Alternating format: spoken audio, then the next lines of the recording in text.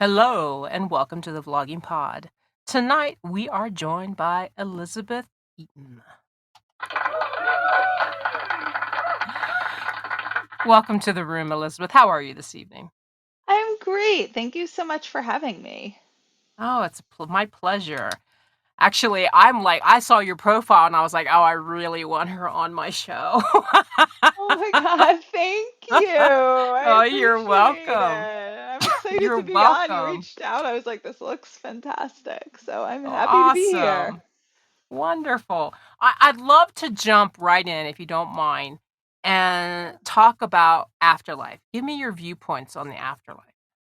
Sure. So in previously, I assumed it was just complete wishful thinking and nonsense. And then there was, unfortunately, my dad passed in 2015, and I started to investigate if there was any possible evidence of an afterlife. And I am now pretty convinced there's a preponderance of evidence, and it's highly likely, and no belief is needed, no religion is needed, no God. I mean, not that I have any disrespect if people do believe in God. I just personally don't. And it's purely evidence based. There seems to be some way our consciousness is not created by a brain, but downloaded by a brain. Hmm, that's interesting. I mean, I'll be honest with you. My father recently, today is actually a year to the date that my father passed away. Oof, I'm so So I sorry. know. No, actually, this is another reason why I wanted you on the show. And because it is a continuing battle with my own self-conscious. You know what I mean? Like it's like y- you know what I mean? And I'm Yes. 51, so I've reached Hmm. that age, I guess now you're like the 20s are gone, everything hurts when you get up, you know? Oh And no. you kind of wonder, you know what I mean? That invincible thing about yourself, like, "Oh, if this happens, they'll make a pill for that," or "I can always do this for that." But then as you get older, you start to realize how fragile life is, and especially as our parents age. You know what I Yes. mean? It just kinda wakes you up. Is there more to it? You kinda wonder. And as you talk about faith, um, for myself, I believe, but I put a lot more questions on it since my dad. Just because everything that I've seen and went through, and Mhm. it just makes me wonder, is there, you know what I mean? Is there something there? Is there something after that? Where is it? Where do we go? What's after this? Right. And that's why also, I know you said you do have faith. That's another reason I like to say I don't, and that I'm more of an atheist, and that I am pretty much an atheist, is not to disrespect religion. I know sometimes people will come at that approach from a disrespect, but it just kind of like, if I can think there's an afterlife, that means the evidence is really strong because there is no faith or belief in my conclusions. So I hope it helps people, whatever their beliefs are, Right. including someone like you who's like, well, I always believed there was something, and then this horrible thing happened, and it's harder to think. So I hope that gives it another layer of credibility. Right. So Mm. now many will look at you, you're an atheist, and you're very open about that. So your Yeah. idealism about the afterlife, does that, I mean, to some of people that won't make sense. And what do you say to those who would say that to you, that that does not make sense? Well, I don't really understand. To me, it doesn't make sense why a God is needed or heaven needed for afterlife. It just means our consciousness works in a different way. It just means that there are various states of consciousness, most likely tied in by dimensions. There also seems to be forms of reincarnation. There's some two child psychiatrists at the University of Virginia. One has passed away and one has taken over his practice, Dr. Ian Stevenson and Dr. Jim Tucker, and they study and verify cases of kids with past life memories, professors, child psychiatrists. So, not very spiritual in their approach. And that seems to be how it works. And there seems to be Mhm. some way our consciousness, the problem is we don't know the mechanism, but there's some way our consciousness is not created by a brain the way materialism thinks, what I used to always think. And there isn't a creator who then creates you, takes you into a heaven afterwards where you live permanently. It just seems to be the scientific way consciousness works. where it's some other form and takes different forms, and there's a thread that carries through different lives, most likely different states of consciousness and different dimensions. And I don't see why God would be needed for that. That just sort of Mhm. seems to be just one explanation of how this maybe could work. Right. So, but you don't just believe in the afterlife. You believe in deeper connections, right? Psychic and medium real realms, right? And would you care to elaborate on how your realism along those beliefs? Yeah, I mean, I don't even think those are different beliefs. I think those are evidence that this Right. is the answer. Those are ways we get data and verification that there seems to be something else, and other forms of consciousness, because it is just almost impossible to explain how mediums are getting accurate information. I've had Right. readings. Take that for what you will. What is more Actually, valid are their actually we had researchers. readings. Yeah. Actually, we had readings here. We've done Have them on our you? show. It's Yes, we have. crazy, right? Um, They're so right. accurate with the good Well, ones. when I ask you these questions, don't take me as a non-believer because I Oh, no want to. problem. I want to believe. Although I Yeah, haven't had any really, you know what I mean? There's the logical right, side of my brain that says, "Oh, it's this," or "It's this is this," or you know what I right. mean? So when I read your bio and your basically the scientific information that you were bringing to your site and to your interviews of your own podcast, it makes me, you know what I mean? It's like maybe this is possible. That's why I'm doing this. I'm hoping to give people a form of hope. So, I mean, I've asked every skeptical question in the world, so I'm not offended if you do at all. But, like, what's even more validating than me having psychic medium readings is there are piles of researchers. Well, not piles, but there's some valid researchers, such as Dr. Julie Beischel and her husband, Mark Bacuzzi. They founded the Windbridge Institute. They conduct up to quintuple blinded studies on psychic mediums, and these mediums are getting accuracy under tight controls. There is Dr. Jeff Tarrant, who scans mediums' brains using EEG meters and reads their brainwaves. And there's just some fascinating stuff going on. There's a whole department at the University of Virginia that studies this, studies mediums, studies cases of kids with past life memories, and they're all just getting results that are inexplicable in the paradigm of our consciousness created by a brain. So I mean, there's just something. It's either there's an afterlife or physics is going to be turned upside down, and there'll be some other answer that physics explains that's not an afterlife that we can't begin to understand. But there's Right. like, it's remarkable. It blows me away.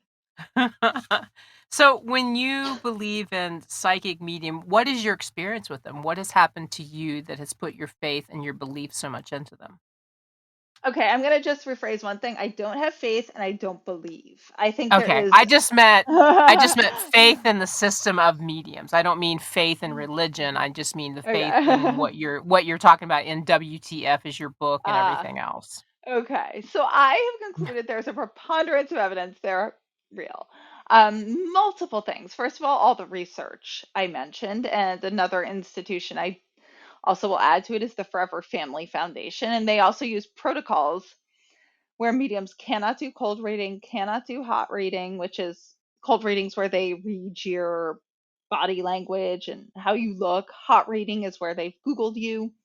When all those abilities for mediums to cheat have been eliminated, a subset of mediums are getting up to 90% accuracy, and not general information, not information like, oh, you lost a great grandma who loved you. They're getting like names, they're getting specific memories, they're getting, and so I both multiple things. I read all the data, all the research.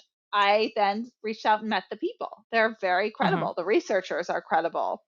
I have since gotten to volunteer with the Forever Family Foundation, where I became good friends with the mediums. And when you get to know people, you know they're not delusional, you know they're not cheating. And so they're both, I trust them to assess reality, and I um, know that they're honest people.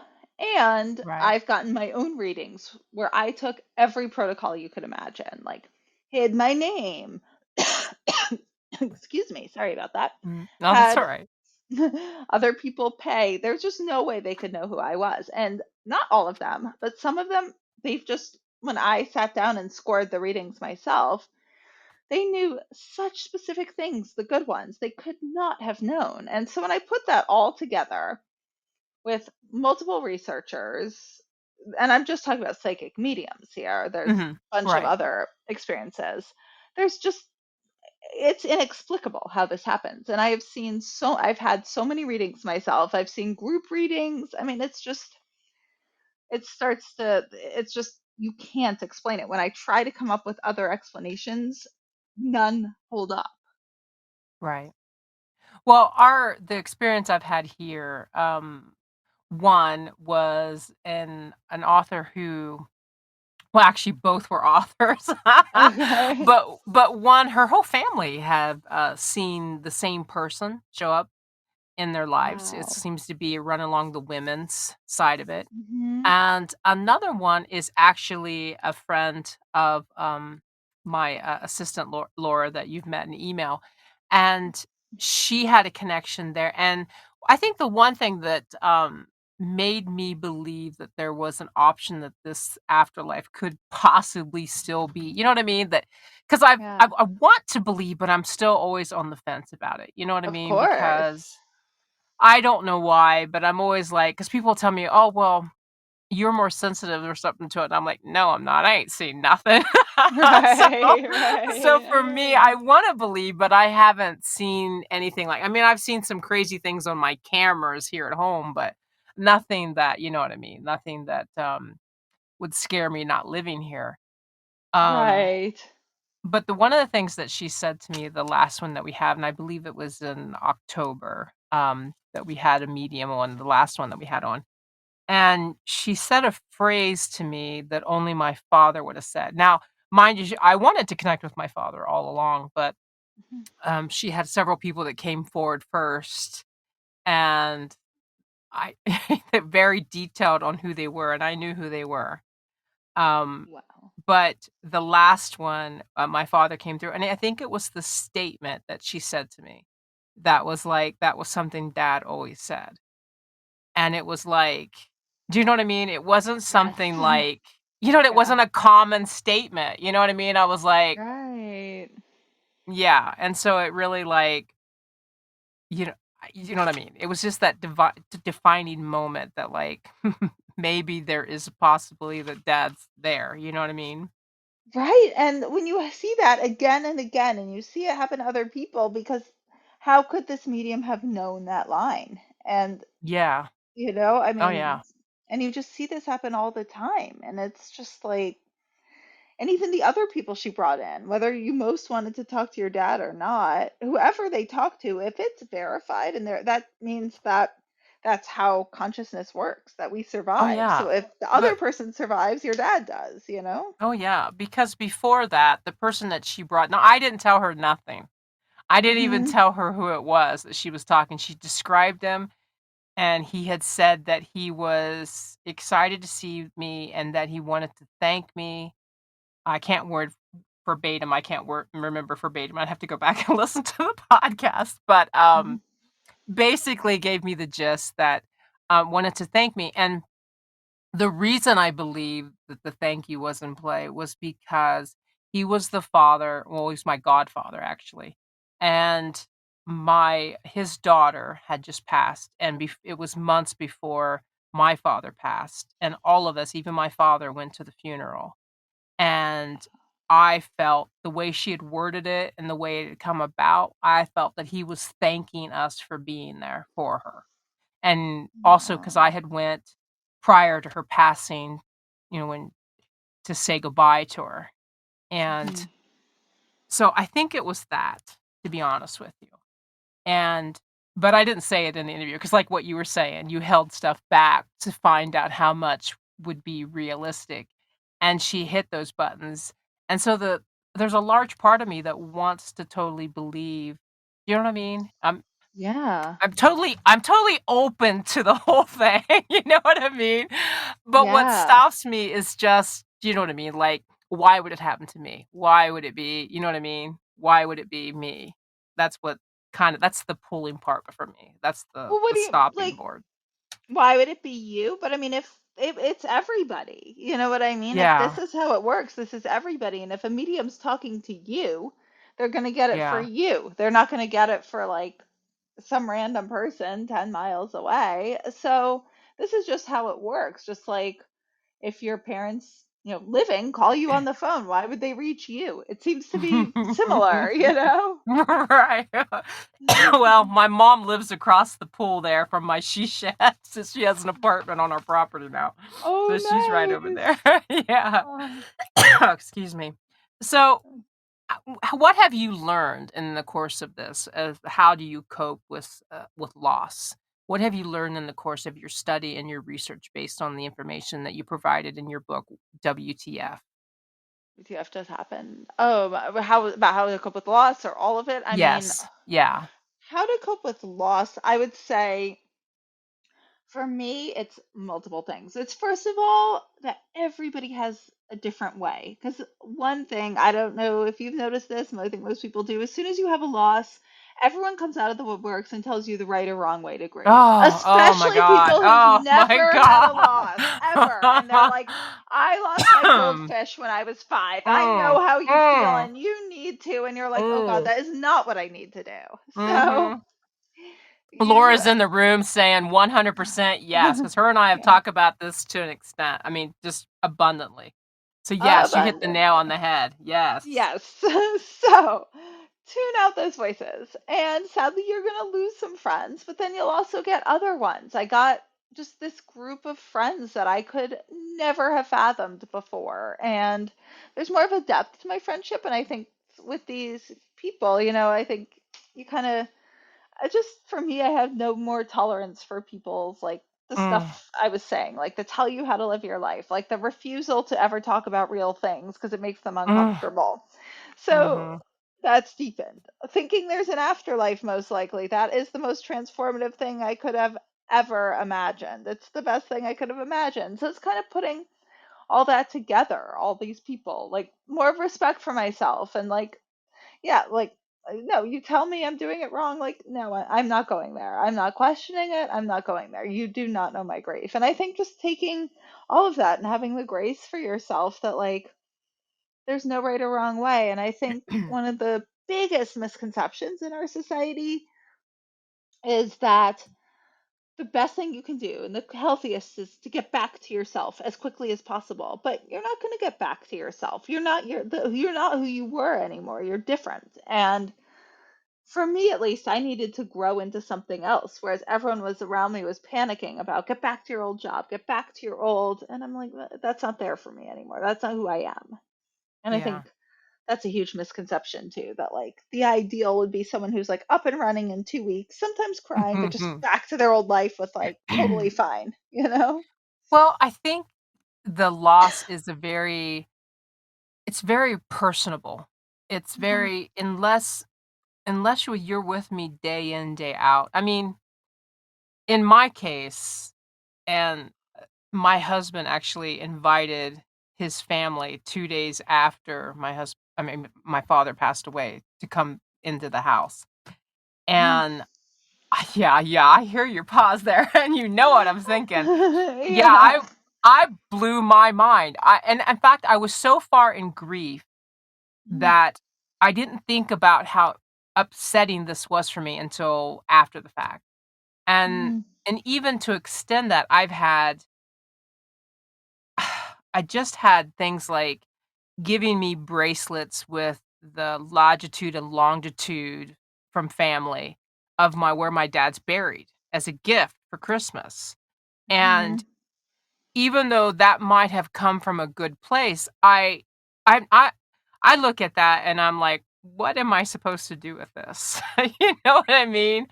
I Right. am blown away by that, and it might be great for somebody else. Somebody else might need that connection, you know what I mean, to where their father is buried. But to me and my close-knit family that was here for Christmas, we all were here, and we all thought of it the same way. We were all like, "Why?" You know what I mean? Everybody was like Right. that. And it might be great for that person, but I think when you step beyond those boundaries of that, you've really got to know that person. And I don't know if you ever can know someone that deep where it comes to that kind of loss. Do you know what I mean? 100%. I don't think you can necessarily know it because it's not something you even know about yourself until you're confronted with it. Like No. I could not. You asked me how I would have handled my dad's passing before. I was Yeah. totally off. Like right when he first got sick, I remember I was supposed to do a work project with a friend, and she's like, "Do you want to cancel?" And I was like, "Oh no, no, I know what I need. I need to be super busy." And then as soon as it started, that was not what I needed. Like you don't know Yeah. until you're there, so you cannot know for another person. No, you can't. I was hands-on with my father the entire time. I was Oh, there. I actually helped put a catheter in him and oof. diapered him and everything. So, yeah, I don't think I mean, it's just like being assaulted. You Yes. watch movies. You watch movies, "Oh, I'd fight back." But when it happens, and trust me, it has happened to me, I Oof. froze. I Okay. froze. Yeah. So, I Yeah. think it's the same way in this kind of respect is that you don't you can sit back and watch a movie like, "Oh, I would do this and I would do that." But once it Exactly. hits you, once that reality is your reality, it's a total different comprehension of it. It's like, "Whoa." You and for me, You, that's how it was.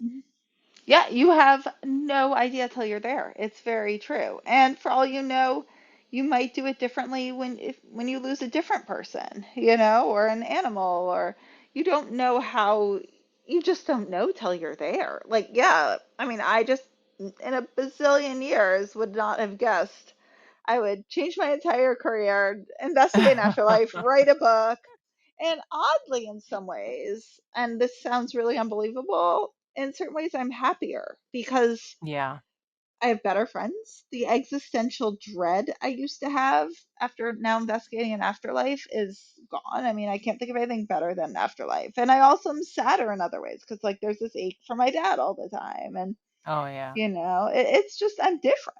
And yeah, Yeah. exactly. Everyone, that's so true. You watch a movie and you're like, I would do this, I would do that. Mhm. You Mhm. can't say that. You do not know. No. No, you don't. You really don't. Now, tell us, I've mentioned the book. I, for reference, we're saying WTF, but you guys kind of know what the abbreviations mean. What the, Yeah, so I won't the say beep, what the beep. And so it. tell us about the book and where we can find it.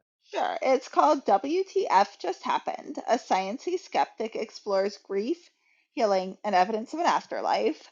Part two will be coming out in about 2 months, and the Oh, audiobook for wonderful. one will be coming out in about 2 months as well. You can Awesome. get it on Amazon. You can get it really, actually, now it just recently went out everywhere, like Barnes and Noble. So you can go to my website. You can also find my podcast, which is WTF Just Happened, all about the afterlife, no woo. And it's all you can link to all of it on my website at WTFJustHappened.net. Awesome. And for all those who are interested, the link is above in the bio. Also, the link will be in the bio and the finished podcast when we have it up. It'll be out to all the social media, so trust me, it will be there, guys. So we've reached that time within the show. But before I do that, I wanted to let you guys know that, and I've had these for a while now. But as you gathered from the podcast, my life has kind of jumbled in, so I haven't really released them. But a couple of my guests have mentioned because I've had some shirts made and I've had coffee cups, and for a while I debated on having the site stuff. But the problem is how do I take care of it? How do I illustrate it? How do I, you know what I mean, post it on the for social media on the website, yada yada yada. As far as that extends, but I do have coffee cups with the vlogging pod on. It says, "I've been played on the vlogging pod." Get it? I've been played. Love So, that. thank you. So we have those if you wanna order. I'm not firm on the price at this point, so I'm going to try to get that taken care of soon, but I do have them. I have quite a bit of them, and so look for the site, guys. I'm gonna try to get those up and ready, and then all you have to do is email me. I'll send you my PayPal thing, and then you'll send me out your address and everything, and then I will ship it. I'll make sure I include the shipping costs and all that. Now, on to the Amazon deal of the day because I know you guys love those. I found one that I already have. I have this in my little gym inside the house. It's called a walking pad. It's an under the desk treadmill for home. Holds up to 320 pounds, guys. And it's cheaper than those big, enormous things that we have. And this you can put up, put under your bed, put wherever. It's 33% off. It was $299.99. It's down to $199.96. And it's amazing. The link will be in the bio. I want to thank you so much, Elizabeth. I've learned so much from you being on the program today. I appreciate you having me on. Thank you so much. It was such a fun conversation and interesting, Well, and I really I enjoyed love it. having you. I love it. And I know you have another interest that is why get wasted, guys. And if Yes. you ever want to come back, Elizabeth, I would love to dive deeper into that because I'm a big recyclist. Recyclist. I sound like I'm biking here. I recycle, guys. I recycle all my plastic and cardboard and everything. I'm really ticklish about that because it drives me crazy. But anyways, because I'm all about the oceans and I hate seeing that crap end up in them. So, if you ever want to come back on the program and dive deeper into that, I would love to have you back. I would love that. Thank you. Well, Yeah, I'd well, be really happy to awesome. come back anytime. Wonderful. As always, guys, I want to thank our listeners. Until next time, bye bye for now.